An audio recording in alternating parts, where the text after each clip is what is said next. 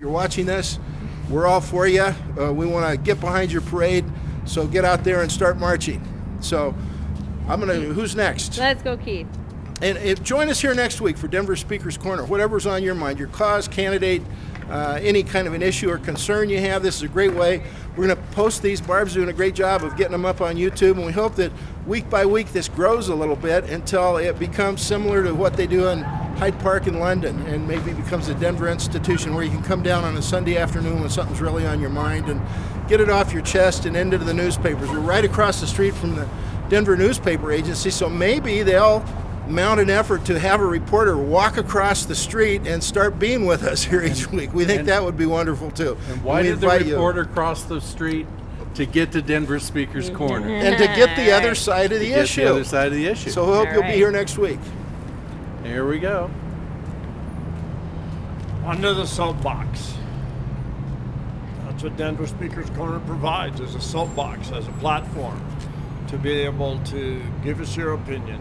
Today, as you were speaking about local issues and local events going on with the Senate appointment, there are things going on in the world that will influence what goes on right here. And one of the things going on in the world, if you've seen the news at all, is what's going on in Israel and their response to the daily bombings that they've received from Hamas, from the Gaza Strip. And Israel's response to that has been very strong, very no nonsense, saying that we are not going to tolerate this. And Israel's response has been interesting in that they go out of their way to tell the Palestinian people that our gripe is not with you. Our gripe is with Hamas and the people and Islamic Jihad, who continue to throw up to 100 bombs into Israel every single day. And Israel has responded by hitting almost 100% of the targets that they set out to hit. Hamas targets where they train their soldiers, where they make their homemade rockets, the smuggling tunnels where they smuggle in all of the ammunition and the rocket supplies for them to strike at Israel. And Israel has opened up one of their borders so that they can have humanitarian aid go in during this time, so they can get in badly needed medical supplies. And Israel has been very sensitive to not hit civilian targets. Even though Hamas cowardly hides among the civilian population, and Israel has made it very clear to all civilians to stay away from the Hamas infrastructure, because they will find it and they are going to blow it up. So any civilians are taking it upon themselves to hide Hamas or to join Hamas. Well, shouldn't the UN be doing this? Why doesn't the UN take care of it? Yeah, good question. Why doesn't the UN take care of it? The UN is absolutely teethless when it comes to keeping the peace, when it comes to being able to work out a peaceful solution to a very volatile situation. Example, Sudan.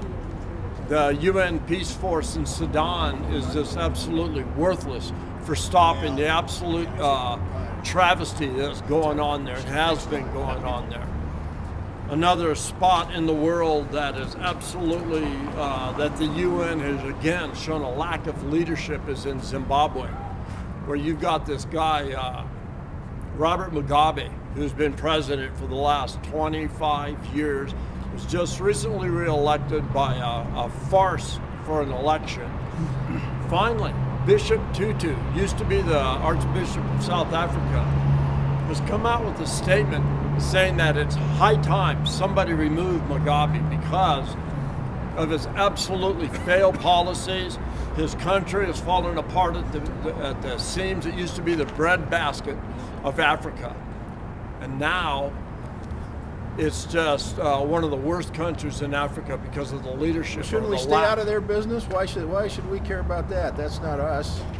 America should care about the entire world, because we alone are the people who can make a difference in the world. And if we turn our back on what's going on in some of these corners of the world, then it's no different than you or I walking down the street and turning our back on problems that we see. It's none of our business, and that's, you know, we can't take a put your head in the sand attitude towards things going on in the world. People say the United States, nobody elected them to be the policeman of the world. But you have a very interesting situation going on, like in the Gulf of Aden, off the Horn of Africa, where you have all these hijackings going on, and you have the French Navy, you got the American Navy, China has sent over a contingent, where the powers of the world have said enough is enough, and we're not going to tolerate these pirates taking over these ships. And if we can do it there, where we can get the goods of the world, where they come through that strait, and the world can get together and say, we're not going to tolerate this kind of thievery. Why can't we get together and not tolerate one country going to absolute pot because of one leader who doesn't know how to lead his country at all? Wasn't that American imperialism, though? I mean, us coming in and getting involved in other countries, shouldn't we just take care of ourselves and let them work There's it a out? way. There's a way. You're absolutely right. It is American You imperialism. mean like secure our own borders? And there is a way to do that. We can't just go in there and put our big iron Definitely boot down on the secure our soil own and say, borders. this is the way it's going to be. But we can't ignore it either. So it takes a balance. It takes people that have a knack for leadership to be able to go in there and say, we're not going to ignore this. Working with the African Union, trying to work with all of the African nations to deal with their own neighborhood. And if we go over there and tell them something needs to be done, because if they don't, we will. Yes. We cannot tolerate Again, it. it's holding people accountable. Absolutely. There's the whole You know, leadership as well as issue of being accountable and being responsible and doing the right thing. And we need to hold our own leaders. That's what John was talking about, is who's going to watch the watchers. And America has got a bad record of going into other countries and screwing up their whole thing. And well, that's because they're screwing up our own country. And now Barb's going to continue on that subject of responsibility. I get it. All right. Okay.